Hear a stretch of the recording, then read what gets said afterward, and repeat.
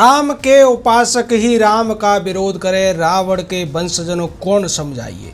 नमस्कार, मैं जनवक्ता शिवम गौतम। और जिस तरीके से खबर आ रही है कि राम मंदिर का निर्माण शुरू होने वाला है और शुरू हो चुका है, जिस तरीके से समतलीकरण चल रहा था उसके बाद वामपंथी पूरी तरह से सक्रिय हो गए हैं और जब उनको कुछ नहीं मिला तो वो फेक न्यूज़ के सहारे राम मंदिर का निर्माण रुकवाने की प्रक्रिया उन्होंने शुरू कर दी और उसके अलावा लोगों को भड़काना शुरू कर दिया। इस पूरी की पूरी कड़ी में सबसे पहले वामपंथी सुहासिनी अली, जो कि पोलित ब्यूरो की सदस्य है, उसने 2 साल पुरानी एक खबर को शेयर किया और ये कहने की कोशिश की कि जहां राम मंदिर की दावा किया जा रहा है वहां पर पहले एक बौद्ध मठ था और उस मठ को तोड़कर मस्जिद बनाई गई थी, इसलिए राम मंदिर का जो दावा है, वो निर्माण है, वो रुकना चाहिए। उसके अलावा इस पूरे के पूरे खेल में कांग्रेस का अखबार चलाने वाली यानी कि नेशनल हेराल्ड की संपादक मृणाल पांडे, जो कि पूर्व लेखिका, जो कि अच्छी कहानी लिखती थी लेकिन उनका भी रुझान कुछ अलग था, शिवानी की बेटी जो मृणाल पांडे है, और पुष्पेश पंत नाम का जो बहुत ज़्यादा माहिर सातिर एक कम्युनिस्ट लेखक है, उसकी बहन है ये,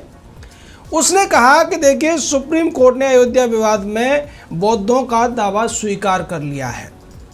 और जैसा कि कल हमने एक बहुत बड़े नामधारी नामचीन मैगसेसे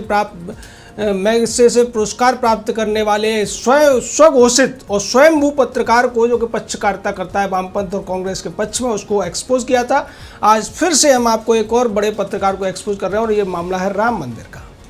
हमने बताया था कि जब इन वामपंथियों के पास कुछ नहीं बचता है तो फिर ये फेक न्यूज़ का सहारा लेते हैं और उसके बहाने ये हर अच्छे काम में टांग अड़ाने की कोशिश करते हैं। वही कोशिश की मृणाल पांडे ने, जो कई अखबारों में, हिंदुस्तान से लेकर तमाम बड़े अखबारों की संपादक रह चुकी है, लेकिन इसने अकल नहीं लगाई। सुहासिनी अली ने 2 साल पुरानी खबर को शेयर किया था और उस पर ट्वीट कर दिया था। इसने भी नहीं देखा है क्योंकि इन सभी की आंखों पर एक विरोध का चश्मा लगा रहता है और उस चश्मे से कुछ दिखाई नहीं देता है, सिर्फ और सिर्फ अपनी बात इनको समझ में आती है। और उसके तहत ये पूरा का पूरा मामला शेयर होने लगा और लोग सवाल पूछने लगे, लोग बहस करने लगे। और इस कड़ी में एक और आदमी था, वो 21 मई को उसने भी ऐसी ही एक खबर शेयर की थी। वो था दिलीप चू मंडल, जो कि अपने आप को बहुत बड़ा दलित चिंतक कहता है, और उसने भी यही कहने की कोशिश की थी कि जहाँ राम मंदिर होने का दावा बताया जा रहा है, राम मंदिर के अवशेष जिन्हें बताया जा रहा है, वो एक बौद्ध मठ के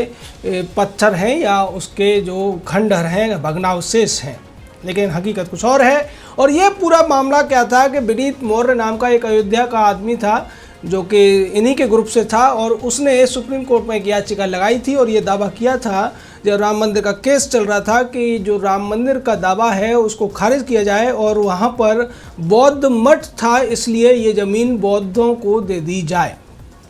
जिसको सुप्रीम कोर्ट ने खारिज कर दिया था 2 साल पहले। और उसके बावजूद ये लोग फिर से घुमा फिराकर लोगों को भड़काने की, बरगलाने की कोशिश करने से बाज नहीं आ रहे हैं। अब एक सवाल इन लोगों से बनता है कि बौद्ध मठ में कौन से देवी देवताओं की तस्वीर, मूर्तियाँ होती हैं, कौन से जो पूजा के अन्य जो वस्तुएं प्राप्त हुई हैं या जो स्ट्रक्चर प्राप्त हुए हैं, जो कलाकृतियाँ प्राप्त हुई हैं, वो बौद्ध मठों में नहीं होती, क्योंकि बौद्ध का जो चिंतन था उसमें ईश्वर की कल्पना को ही नकार दिया गया है। और जब ईश्वर ही नहीं है उनके अनुसार, तो फिर पूजा किसकी होगी। वो तो केवल रहने के लिए वहाँ पर मठ बनाए जाते थे, जिसे विहार कहा जाता था, और उन विहारों में, उन मठों में इस तरीके की कलाकृतियाँ नहीं होती जैसी कि राम मंदिर के निर्माण से जुड़ी हुई कलाकृतियाँ अयोध्या में मिली। और बहुत बड़े आर्किटेक्चर और आर्कियोलॉजी के बहुत बड़े विद्वान के मोहम्मद ने, तमाम लोगों की, बीबी लाल जैसे लोगों की टीम ने भी ये स्वीकार किया था। और ये एक बार नहीं, कई बार हुआ था। उसके बावजूद ये लोग प्रोपेगेंडा फैलाने से बाज नहीं आते हैं और उसमें ये कुछ हद तक कामयाब भी हो जाते हैं, क्योंकि वामपंथियों का एक इतना बड़ा गिरोह है कि जैसे ही कुछ खबर हाथ लगती है वो उसको पकड़ लेते हैं और आग की तरह उसको फैला देते हैं। उसके बाद में ये पकड़ के लाते हैं उन पुरस्कार प्राप्त पत्रकारों को, जो कि वास्तव में पक्षकार हैं और सीधे तौर पर जो नेहरू गांधी खानदान है उसकी चाटुकारिता करते हैं, चमचागिरी करते हैं और उनके टुकड़ों पर पलते और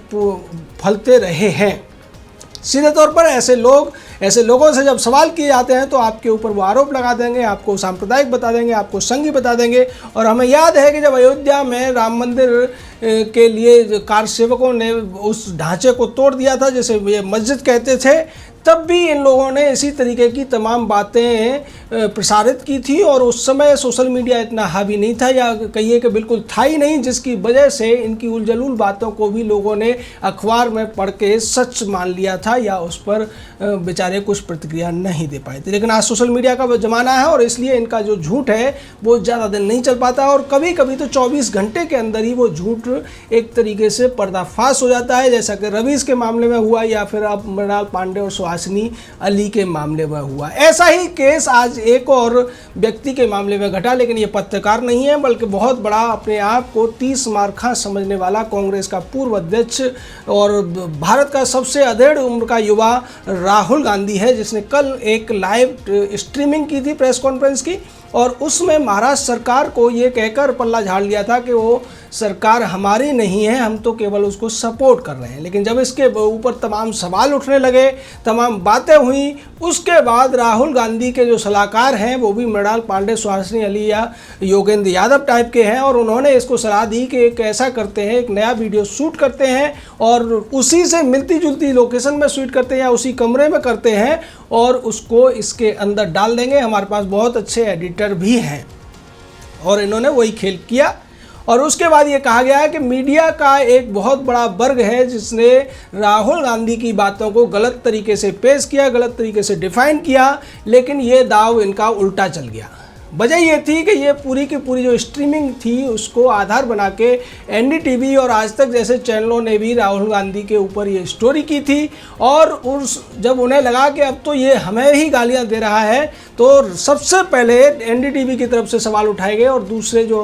अखबार या टीवी चैनल हैं उन्होंने भी ये कहा कि इसमें हमने कुछ भी झूठ नहीं बोला है, कुछ भी तोड़ मरोड़ के नहीं किया है, राहुल गांधी का वीडियो हमारे पास भी है और राहुल गांधी पूरे देश को गुमराह करने की कोशिश कर रहे हैं। और इस तरीके से चौबे जी बनने चले थे छब्बे और दुबे बन के लौट आए हैं राहुल गांधी, जो अपने आप को बहुत बड़ा 30 मार्खा, बहुत बड़ा अर्थशास्त्री, बहुत बड़ा नीति विशेषज्ञ, बहुत बड़ा कूटनीतिज्ञ साबित करने के लिए जिन्होंने प्रेस कॉन्फ्रेंस की थी, उस प्रेस कॉन्फ्रेंस में वो ऐसा बोल गए कि महाराष्ट्र की सरकार भी खतरे में आ गई, जिसके बाद शिवसेना को अपना डैमेज कंट्रोल करना पड़ा, शरद पवार को लगाना पड़ा और उसके बाद कांग्रेस की तरफ से भी संजय निरुपम को अच्छा मौका मिला और संजय निरुपम ने स्पष्ट कर दिया कि राहुल गांधी ने वो कहा है सही है, महाराष्ट्र सरकार पूरी तरह से विफल हो गई है और ये विफलता की सरकार हम जल्दी से जल्दी गिराना चाहेंगे। सीधे तौर पर इसका फ़ायदा बीजेपी ने भी लिया और बीजेपी ने भी इस पर तलवारें उठा ली और उसके बाद में नारायण राणे ने जिस तरीके से राज्यपाल से मिलकर मांग की कि इस सरकार को बर्खास्त किया जाए, तब शायद राहुल के जो पीछे बैठे हुए उस कठपुतली को चलाने वाले कंट्रोलर हैं या उसके ट्विटर हैं या जो भी हैं, उन्होंने उसको अकल दी कि आप दूसरा वीडियो बना के इसमें घुसा दीजिए। लेकिन जो पुराना वीडियो था वो भी कांग्रेस की साइट पर पड़ा था और जिस तरीके की एडिटिंग की गई थी, लगता है कि राहुल गांधी ने उस एडिटर को या तो ढंग से पैसे नहीं दिए या फिर वो एडिटर किसी वजह से राहुल गांधी से खुन्नस में था, जिसकी वजह से जो फ्रेम है उस फ्रेम में भी काफ़ी अंतर नज़र आ रहा है और इसमें स्पष्ट तौर पर नज़र आ रहा है कि राहुल गांधी ने ये सब डैमेज कंट्रोल के लिए किया और अपनी बात को सही साबित करने के लिए या अपने आप को सही साबित करने के लिए किया है। तो सीधे तौर पर अब आपको हमने बताया कि किस तरीके से वामपंथी मीडिया लगा हुआ है एक तरफ और वामपंथी मीडिया के सहयोग में तमाम ऐसे पक्षकार हैं, तमाम ऐसे तथाकथित बुद्धिजीवी हैं जिनका बुद्धि से कोई लेना देना नहीं है। जावेद अख्तर टाइप के लोग हैं, रवीश कुमार टाइप के लोग हैं, मृणाल पांडे टाइप के लोग हैं, लेकिन वहीं दूसरी तरफ कुछ ऐसे लोग हैं जिनका जब बुद्धि बट रही थी कहा जाता है तो शायद वो पीछे रह गए थे और वो दिमाग लगाने की बजाय वो कुछ और ही करते हैं, वो सवाल उठाने में ज़्यादा विश्वास रखते हैं और हर अच्छे काम को इसलिए विरोध कर रहे हैं कि उन्हें लगता है कि उनकी जो विरोधी पार्टी है उसकी तरफ से ये किया जा रहा है। राहुल गांधी ने जब लॉकडाउन के ऊपर सवाल उठाया था तो वो भूल गए कि लॉकडाउन की शुरुआत तो पंजाब और राजस्थान से हुई थी, तो वहाँ तो उनकी सरकार थी और इसको लेकर आज रविशंकर प्रसाद ने भी राहुल गांधी को याद दिलाया कि राहुल बाबा थोड़ा अपना होमवर्क कर लिया कीजिए, आपकी याददाश्त अच्छी नहीं है तो अपने जो सहयोगी हैं कम से कम उनकी याददाश्त का इस्तेमाल कर लिया कीजिए। लेकिन राहुल के बारे में, सोनिया के बारे में, प्रियंका वाड्रा के बारे में कहा जाता है कि ये लोग खुद को राजशाही परिवार का व्यक्ति समझते हैं और इसलिए इनका ये मानना है कि ये जो कुछ भी कह देंगे पूरा देश उसको पत्थर की लकीर मान लेगा और उनकी उस बात पर विश्वास कर लेगा। लेकिन राहुल गांधी को आज झटका एक और लगा जब वो सोच रहे थे कि नेपाल के मुद्दे को भी वो देश में भुना लेंगे और भारत सरकार पर सवाल उठा के नेपाल का जो विवाद चल रहा है उसके लिए दोषी ठहरा देंगे। लेकिन नेपाल की तरफ से खबर आ गई कि नेपाल ने अपना जो नक्शा आगे बढ़ाने की कोशिश थी उस पर विराम लगा दिया है। तो सीधे तौर पर अब इन लोगों के पास एकमात्र जो सहारा रह जाता है वो है झूठे आंकड़े, झूठी खबरें, और अगर ऐसी नहीं भी है तब भी ये नई नई खबरें बनाकर प्लांट करेंगे और सीधे तौर पर सरकार को कटघरे में खड़ा करने की कोशिश करेंगे। कोई भी अच्छा काम होगा तो फिर वामपंथी सक्रिय हो जाएंगे और उसमें अड़ंगा लगाने की कोशिश करेंगे, लेकिन ऐसा करने में अब वो कामयाब नहीं हो पा रहे हैं। सुप्रीम कोर्ट में इनकी भद्द पिट चुकी है। राम मंदिर के मामले में जिस तरीके के कुतर्क इन्होंने दिए थे, जिस तरीके की अनर्गल बातें इन्होंने की थी, वो सारी की सारी निराधार साबित हुई। सुप्रीम कोर्ट ने भी राम मंदिर बनाने के लिए एक अच्छा फैसला दिया। उसके बाद कोरोना की वजह से मंदिर निर्माण का काम जो रुक गया था या पोस्टपोन हो गया था, स्थगित हो गया था, अब वो दोबारा से शुरू होने लगा है। तो इनको फिर से मिर्ची लगी, लेकिन ये इनका जो झूठ था वो भी जल्दी खुल गया और अब ये फिर से कोई नया आइडिया या प्रोपोगेंडा लेकर आएंगे। तो आप तैयार रहिए और अगली बार ये कुछ कहें उससे पहले आप उनको जवाब दे दीजिए। जय हिंद, जय भारत।